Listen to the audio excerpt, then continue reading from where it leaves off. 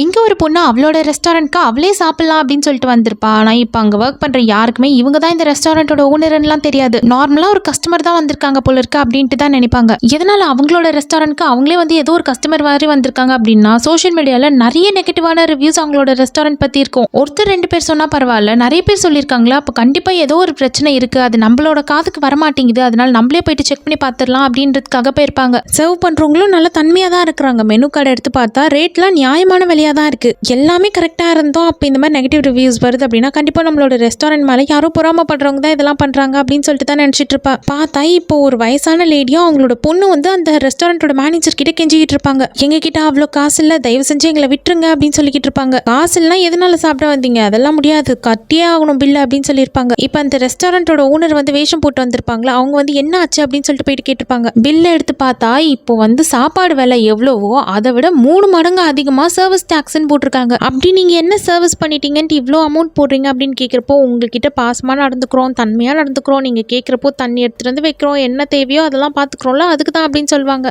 இப்போ இந்த அம்மாவும் பொண்ணும் வந்து மெனு கார்டு எடுத்து பார்த்துருப்பாங்க. அதுல வந்து சாப்பாடோட விலையை பார்த்துருப்பாங்க. இப்போ டாக்ஸ்ன்னு போட்டா கூட என்ன அதுல இருந்து கொஞ்சம் தான் ஜாஸ்தி இருக்கும் அப்படின்னு சொல்லிட்டு தான் அவங்களும் வந்து சாப்பிட்டுருப்பாங்க. ஆனா ஃபைனல் பில் வரும்போது தான் இந்த மாதிரி இவங்க அநியாயம் பண்ணிட்டு இருக்கிறது தெரிய வரும். அதனால அந்த ரெஸ்டாரண்டோட ஓனரே இவங்க தானே, இவங்களுக்கு வந்து இந்த மாதிரி அநியாயம் நடக்கிறது தெரியல. சர்வீஸ் டாக்ஸ்ன்னு வாங்குற மொத்த அமௌண்ட்டும் அந்த ரெஸ்டாரண்டோட மேனேஜர்ஸ்க்கு தான் போகுது. இந்த ரெஸ்டாரண்டோட மேனேஜர் வேற யாரும் கிடையாது, அந்த ரெஸ்டாரண்ட் ஓனர் இருக்காங்களா, அந்த ஓனர் தம்பி இருப்பாரு, தம்பியோட கேர்ள் ஃப்ரெண்ட் தான். தம்பி கிட்ட பொறுப்பெல்லாம் கொடுத்துட்டு நீ வந்து இந்த ரெஸ்டாரண்ட் இந்த பிரான்ச்சை நீ பாத்துக்கோ, நான் வந்து வேற ஊர்ல இருக்கிறேன் அப்படின்னு சொல்லிட்டு போயிருப்பாங்க. தம்பியும் கொஞ்சம் பிஸியா இருப்பாரு, அதனால அவரோட கேர்ள் ஃப்ரெண்ட் கிட்ட நீ வந்து இந்த பிரான்ச்சை பாத்துக்கோ, நான் மற்ற பிரான்ச்சஸ்லாம் பாத்துக்கிறேன் அப்படின்னு சொல்லியிருப்பாரு. இந்த ஒரு பிரான்ச்ல தான் இந்த மாதிரி அநியாயம் நடந்துட்டு இருக்கு. இப்போ ஒரு பிரான்ச்ல வந்து இந்த மாதிரி பிரச்சனை நடந்தாலும் அது மற்ற எல்லா பிரான்ச்சஸையும் அஃபெக்ட் பண்ணும் தான். நெகட்டிவ் ரிவ்யூஸ் வந்து எல்லா இடத்துலயும் ஸ்ப்ரெட் ஆகி எங்களோட ரெஸ்டாரண்ட் நிறைய பிரான்ச்சஸ்ல இருந்து எல்லா பிரான்ச்லயுமே வந்து பிரச்சனை ஏற்பட்டிருக்கும். இவங்க தான் ரெஸ்டாரண்டோட ஓனர்னே தெரியாம இவங்களுக்கும் வந்து இந்த மாதிரி தான் அநியாயத்துக்கு பில்லு போட்டிருப்பாங்க. இவ்வளோ நாளா தம்பியும் தம்பியோட கேர்ள் ஃப்ரெண்டையும் நம்பி விட்டதுக்கு நம்மளுக்கு சரியான பாடம் தான். இனிமேல் யாரையும் நம்பக்கூடாது அப்படின்ட்டு முடிவு எடுத்துருவாங்க.